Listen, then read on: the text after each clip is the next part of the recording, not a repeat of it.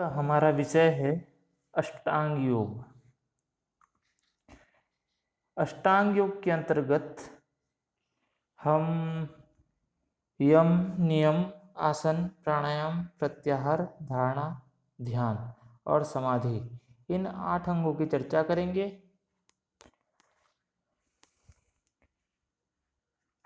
महर्षि पतंजलि के अनुसार योग के 8 अंग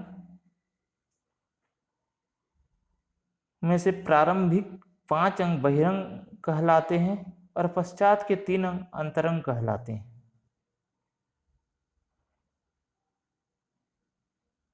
यह 8 अंग विवेक ख्याति अर्थात पुरुष और प्रकृति के भेद ज्ञान की प्राप्ति के साधन है। विवेक ख्याति से ही त्रिविध दुखों का आत्यंतिक नाश होता है, किंतु उपयुक्त योगांगों से साक्षात विवेक ख्याति की प्राप्ति नहीं होती, अपितु योगांगों के अनुष्ठान से प्रथमतः अशुद्धि का क्षय होता है। अशुद्धि का क्षय जैसे जैसे होता जाता है वैसे वैसे ज्ञान प्रदीप्त होता जाता है। यह ज्ञान की दीप्ति तब तक होती रहती है जब तक विवेक ख्याति का उदय नहीं होता है। जैसे ही विवेक ख्याति का उदय होता है त्यों ही पुरुष से प्रकृति का संबंध समाप्त हो जाता है और तब पुरुष का स्वरूप में अवस्थान हो जाता है। यह स्वरूप में अवस्थिति ही कैवल्य कही जाती है। महर्षि पतंजलि कहते हैं, योगांग अनुष्ठानात् अशुद्धि क्षय ज्ञान दीप्ति रा विवेक ख्याति। अर्थात योगांगों का अनुष्ठान अशुद्धि के वियोग का कारण है तथा विवेक ख्याति की प्राप्ति का कारण है। महर्षि पतंजलि अष्टांग योग में प्रथमतः यम की चर्चा करते हैं। यम अर्थात सामाजिक अनुशासन, सोशल हाइजीन और डिसिप्लिन। यम वास्तव में हमारे व्यवहार से संबंधित है। इसके माध्यम से हम व्यवहार को परिष्कृत करते हैं। हमारा व्यवहार दूसरों से जुड़ा हुआ होता है, अर्थात हम जो व्यवहार दूसरों के साथ करते हैं उसमें पवित्रता की आवश्यकता होती है, जो कि यम के अंतर्गत आती है। महर्षि पतंजलि यम के 5 अंग बताते हैं और कहते हैं, अहिंसा, सत्य, अस्तेय, ब्रह्मचर्य, अपरिग्रह, यमा। अर्थात अहिंसा, सत्य, अस्तेय, ब्रह्मचर्य और अपरिग्रह, ये 5 यम हैं। महर्षि व्यास अहिंसा सर्वथा सर्वदा अविद्रोह की भावना से परे है।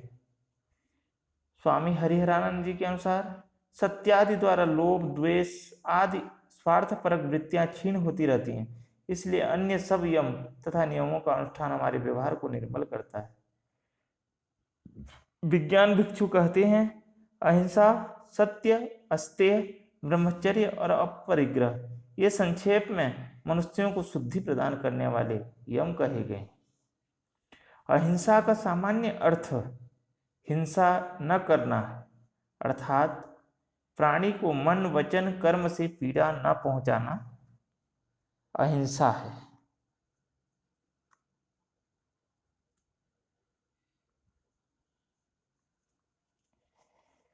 आयुर्वेद के ग्रंथ कहता है, हिंसा तम का द्योतक है। यह अभिघात और प्रतिरोध को उत्पन्न करने वाला होता है, अतः इसे पाप कर्म बताकर त्यागने का निर्देश है। सांडिल्य उपनिषद में कहा गया है, मनसा वाचा कर्मणा, कभी भी किसी प्राणी को कष्ट न देना अहिंसा है। इसी प्रकार अहिंसा शरीर, वाणी अथवा मन से काम, क्रोध, लोभ, मोह, भय आदि की मनोवृत्तियों के साथ किसी प्राणी को शारीरिक, मानसिक पीड़ा अथवा हानि पहुंचाना या पहुंचवाना या उसकी अनुमति देना या स्पष्ट अथवा अस्पष्ट से उसका कारण बनना हिंसा है। इससे बचना अहिंसा है। गौ, अश्व आदि पशुओं का उचित रीति से पालन पोषण करके प्राण हरण न करते हुए उनसे नियमित रूप से दूध आदि सामग्री प्राप्त करना तथा सेवा लेना हिंसा नहीं है, पर यही जब किसी रक्षा का ध्यान रखते हुए सेवा आदि क्रूरता के साथ ली जाए तो हिंसा हो जाती है। हिंसा को अपने जीवन में उतारने से साधक को निम्न फल प्राप्त होते हैं। महर्षि पतंजलि कहते हैं, अहिंसा प्रतिष्ठायाम तत्सन्निधौ वैर त्यागः, अर्थात अहिंसा की दृढ़ स्थिति हो जाने पर उसके निकट सब प्राणियों की वैर छूट जाता है। अर्थात अहिंसा का फल ऐसा होता है कि जिसका पालन करने से उससे सभी प्राणी प्रेम करने लगते हैं, उसके पास सभी हिंसक प्राणी अपना वैर त्याग देते हैं। दूसरा यम है सत्य।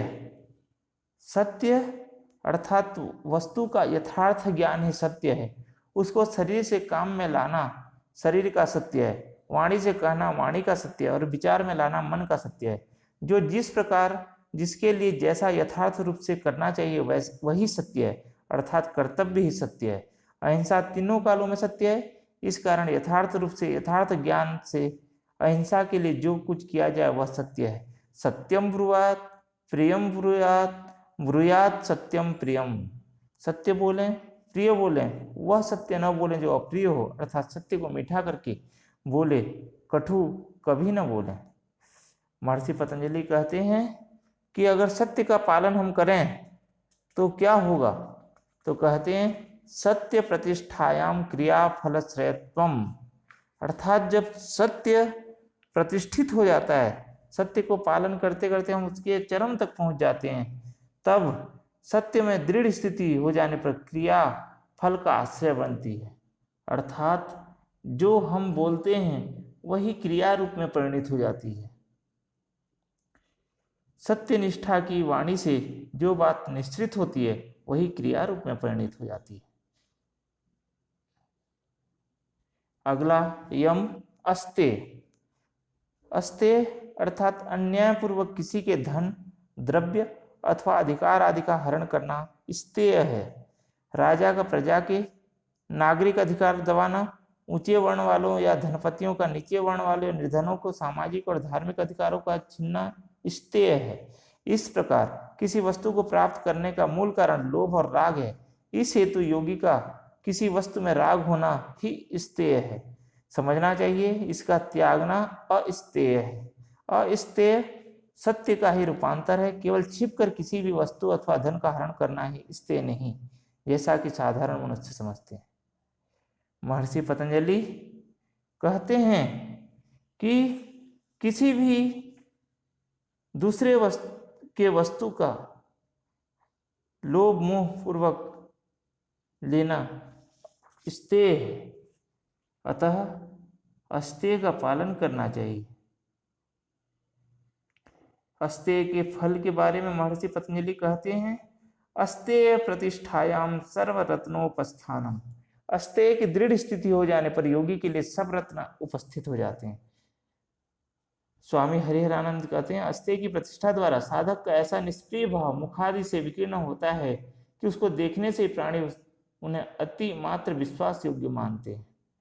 आचार्य श्री राम शर्मा कहते हैं, पृथ्वी में कहीं भी गुप्त स्थल में स्थित सभी तरह के वांछित रत्न वस्तु पदार्थ आदि उसके लिए प्रकट हो जाते हैं। अगला यम है ब्रह्मचर्य।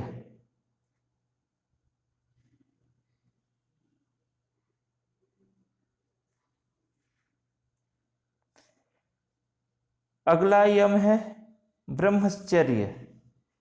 मैथुन तथा अन्य किसी प्रकार से भी वीर्य का नाश न करते हुए जितेंद्रिय रहना, अर्थात अन्य सब इंद्रियों में निरोध पूर्वक उपस्थेंद्रिय के संयम का नाम ब्रह्मचर्य है।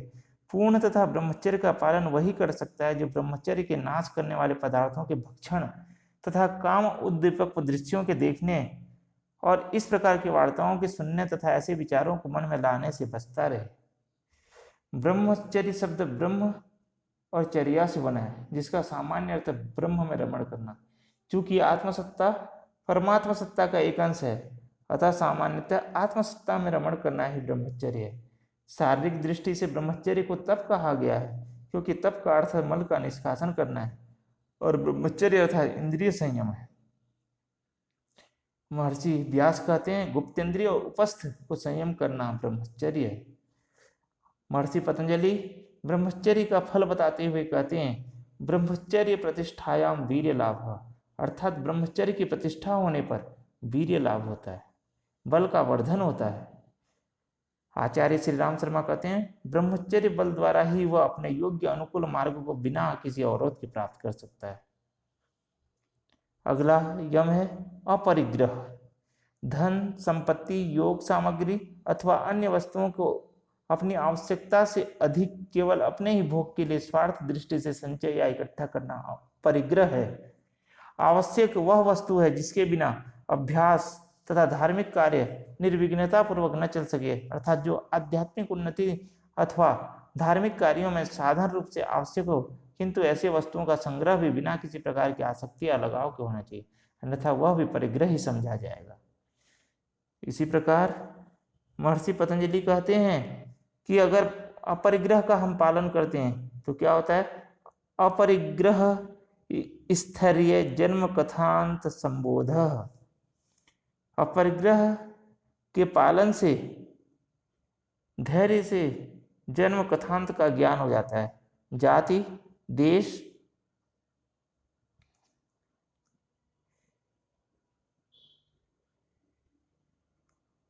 स्वामी हरिहरानंद के अनुसार शरीर के भोग्य विषय में परिग्रह द्वारा तुच्छता ज्ञान होने से शरीर भी परिग्रह रूप है ऐसा जान पड़ता है। स्वामी विवेकानंद कहते हैं इस परिग्रह को त्याग देने पर मन शुद्ध हो जाता है और इससे जो फल होते हैं उसमें पूर्वजन्मों की स्मृति का उदित होना प्रथम है। अतः महर्षि पतंजलि के अनुसार यम अहिंसा, सत्य, अस्तेय, अपरिग्रह और ब्रह्मचर्य का पालन यम कहलाता है। आगे जाके महर्षि पतंजलि कहते हैं जाति देश काल समयावच्छिन्ना सार्वभौमा महाव्रतः, अर्थात जाति देश काल समय की सीमा से रहित सब अवस्थाओं में पालन करने योग्य महाव्रत है। जाति देश काल और समय की हद से रहित होने के का यह प्राय है कि इसके द्वारा हिंसा आदि यम संकुचित न किए जाएं। आगे महर्षि पतंजलि नियम की चर्चा करते हैं।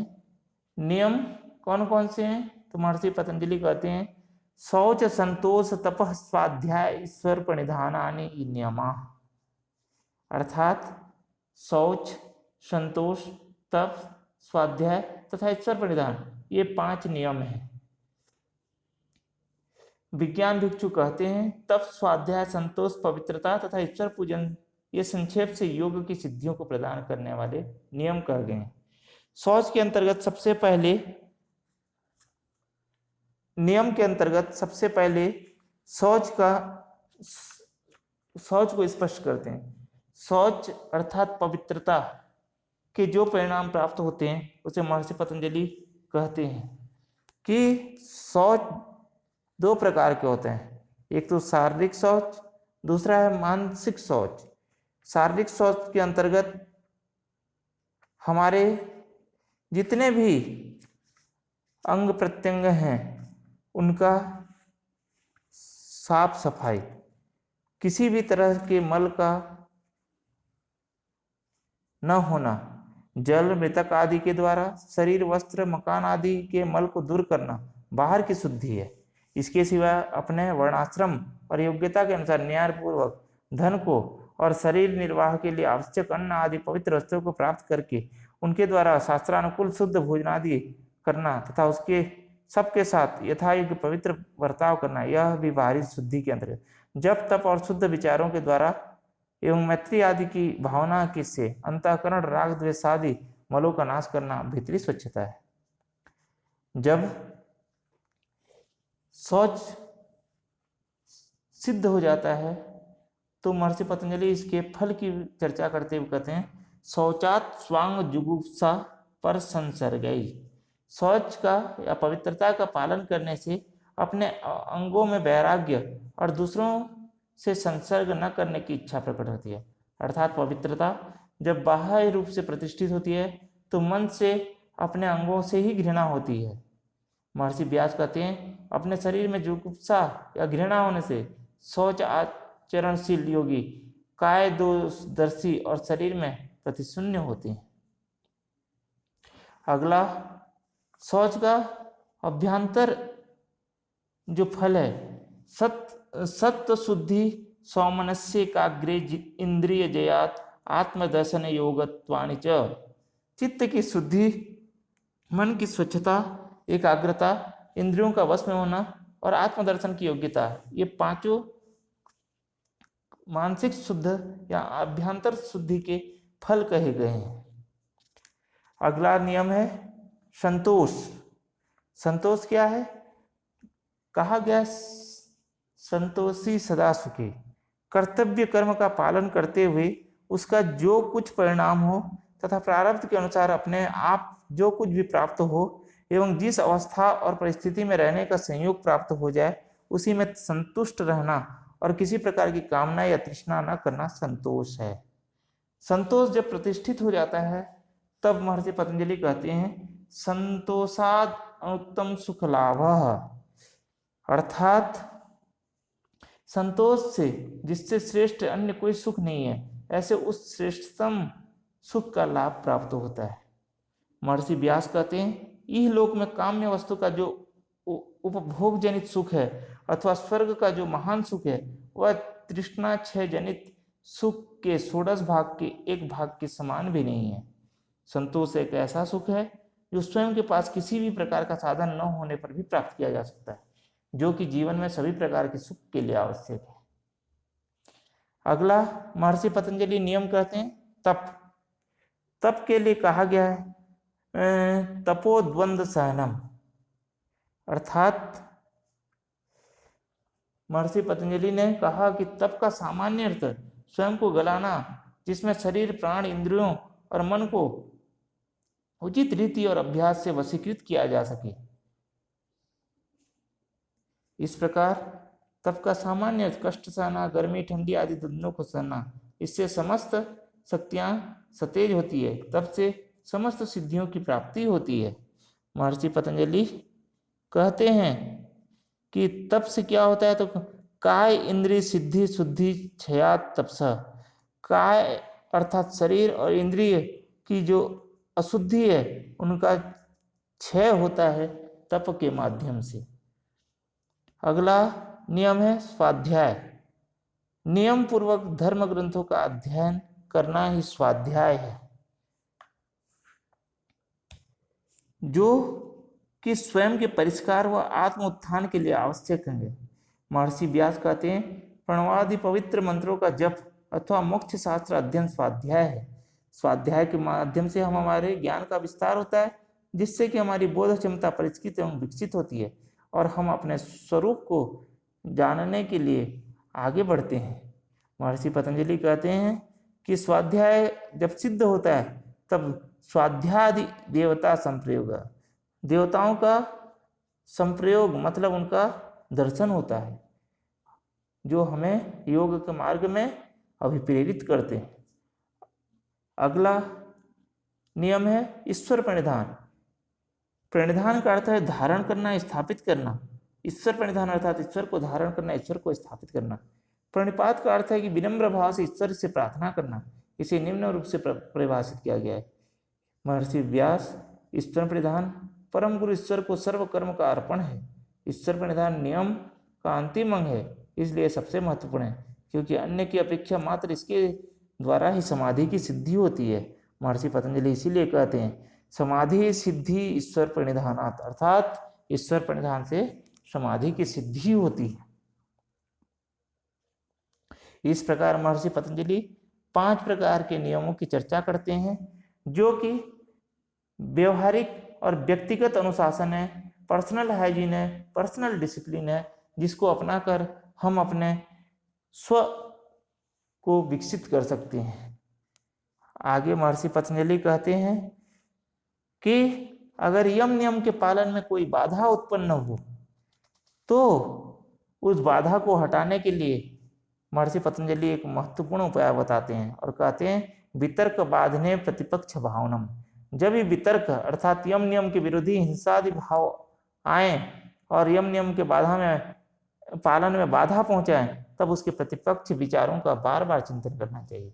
मन में एक सकारात्मक चिंतन को स्थान देना चाहिए और अपनी साधना को सतत प्रगतिशील रखना चाहिए। अब महर्षि पतंजलि आसन की चर्चा करते हुए कहते हैं कि आसन क्या है। तो महर्षि पतंजलि कहते हैं आसन अर्थात हम किसी स्थिर आसन में बैठेंगे तभी साधना कर सकते हैं, परंतु महर्षि पतंजलि ने किसी विशेष आसन का वर्णन नहीं किया है, केवल आसन की परिभाषा बताई है जो इस प्रकार है। स्थिर सुखमासनम, जो स्थिर और सुखदायी हो वह आसन है। महर्षि व्यास पद्मासन, वीरासन, भद्रासन, स्वस्तिकासन, दंडासन ये सब स्थिर सुख अर्थात यथा सुख होने से आसन कहे जाते हैं। स्वामी हरिहरानंद जी कहते हैं जिसमें किसी प्रकार की पीड़ा या कष्ट हो या शरीर में अस्थैर्य की संभावना रहे वह योगांग भूत आसन नहीं है। महर्षि स्वामी विवेकानंद आसन के स्थिर होने का तात्पर्य है शरीर के अस्तित्व का बिल्कुल भान तक न होना।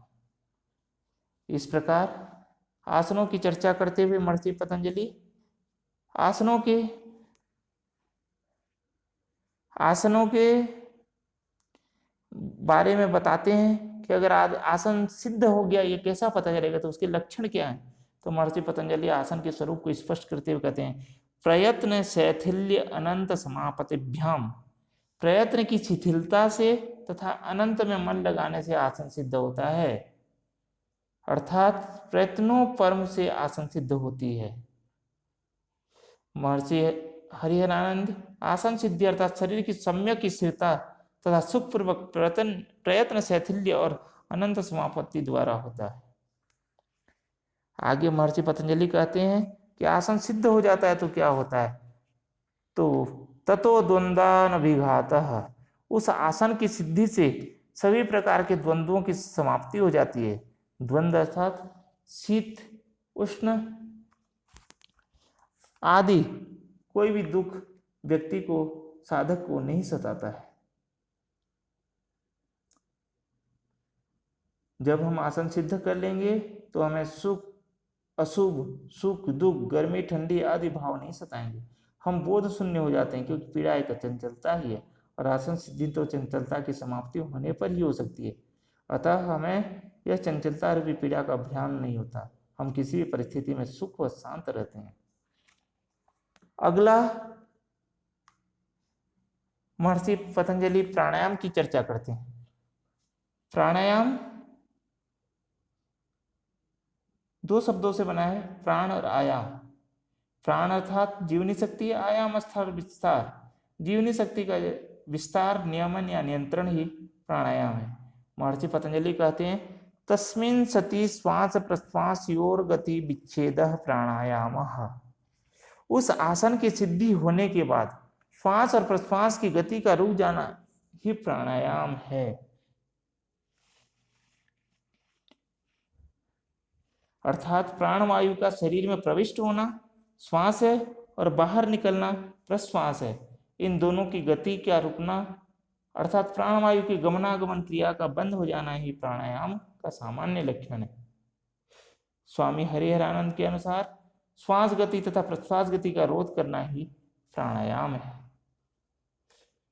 महर्षि गोरक्षनाथ कहते हैं प्राणायाम इति प्राणस्य स्थिरता, प्राण की स्थिरता को प्राणायाम कहा गया है। अब महर्षि पतंजलि प्राणायाम के विभिन्न भेदों की चर्चा करते हुए कहते हैं कि बाह्य अभ्यंतर स्तंभ वृत्ति देश काल संख्या भी परिदृष्टो दीर्घ सूक्ष्म। उक्त प्राणायाम बाह्य वृत्ति, अभ्यंतर वृत्ति और स्तंभ वृत्ति तीन प्रकार का होता है। देश काल और संख्या द्वारा भली भांति देखा जाता हुआ लंबा और हल्का होता जाता है। अगले सूत्र में महर्षि पतंजलि ने प्राणायाम के लक्षण किए गए हैं। चौथा प्राणायाम बताया है। इससे यह सिद्ध होता है कि इस सूत्र में तीन प्रकार के प्राणायाम का वर्णन है और उन 3 प्रकार के प्राणायामों को साधक देश काल और संख्या द्वारा देखता रहता है कि वे किस अवस्था तक पहुंचे। इस प्रकार परीक्षा करते करते वे प्राणायाम जैसे जैसे उन्नत होता जाता है वैसे वैसे उसमें लंबाई और हल्कापन बढ़ता जाता है। इससे यह सिद्ध होता है कि स्तंभ वृत्ति रूप तृतीय प्राणायाम में देश काल का संबंध रहता है अथवा यह देश काल और संख्या द्वारा परिदिष्ट होता रहता है। बाह्य वृत्ति प्राणायाम अर्थात प्राणवायु को शरीर से बाहर निकालकर बाहर ही जितने काल तक सुखपूर्वक रूप से उसे रोकना और साथ ही साथ इस बात की परीक्षा करते रहना कि यह बाहर अगर कहाँ ठहर गया, कितने समय तक ठहरा है और उतने समय में स्वाभाविक प्राण की गति कितनी संख्या होगी। यह बाह्य वृत्ति प्राणायाम है, इसे रेचक भी कहते हैं। दूसरा है अभ्यंतर वृत्ति प्राणायाम। प्राणवायु को भीतर ले जाकर भीतर ही जितने काल तक सुखपूर्वक रुक सके रोके रहना और साथ ही साथ ये देखते रहना कि अभ्यंतर देश में कहाँ तक जाकर प्राण रुकता है, वहाँ कितने काल तक सुखपूर्वक ठहरता है और उसमें समय में प्राण की स्वाभाविक गति की कितनी संख्या होती है। यह अभ्यंतर प्राणायाम है, इसे पूरक प्राणायाम भी कहते हैं क्योंकि इसमें शरीर के अंदर ले जाकर प्राण को रोका जाता है। स्तंभ वृत्ति शरीर के भीतर जाने और बाहर निकलने वाली जो प्राणों की स्वाभाविक गति है उसे प्रयत्नपूर्वक बाहर या भीतर निकलने या ले जाने का अभ्यास न करके प्राणवायु स्वभाव से बाहर निकला हो या भीतर गया हो जहां हो वहीं उसकी गति को स्तंभित या रोक देना ही स्तंभ वृत्ति प्राणायाम है, इसे कुंभक भी कहते हैं। अब महर्षि पतंजलि चौथा प्रकार के प्राणायाम का वर्णन करते हुए कहते हैं बाह्य अभ्यंतर विषयाक्षेपी चतुर्थः। बाहर और भीतर के विषयों का त्याग कर देने से अपने आप होने वाला चौथा प्राणायाम है। बाहर और भीतर के विषयों के चिंतन का त्याग कर देने से अर्थात इस समय प्राण बाहर निकल रहे हैं या भीतर जा रहे हैं अथवा चल रहे हैं कि ठहरे हुए हैं, इस जानकारी का त्याग करके मन को इष्ट चिंतन में लगा देने से देश काल और संख्या के ज्ञान के बिना ही अपने आप जो प्राणों की गति जिस किसी देश में रुक जाती है वो चौथा प्राणायाम है। और यह चतुर्थ कह के इस प्राणायाम की चर्चा की गई है। अब महर्षि पतंजलि प्राणायाम के अभ्यास का जो फल है उसकी चर्चा करते हुए कहते हैं कि जब हम प्राणायाम करते हैं तो उससे सबसे पहले जो होता है ततः क्षते प्रकाश आवरणम। उस प्राणायाम के अभ्यास से प्रकाश या ज्ञान का आवरण क्षीण हो जाता है। अर्थात जैसे जैसे मनुष्य प्राणायाम का अभ्यास करता है वैसे वैसे उसके संचित कर्म संस्कार और अविद्यादि क्लेश दुर्बल होते चले जाते हैं। ये कर्म संस्कार और अविद्यादि क्लेश ही ज्ञान का आवरण है।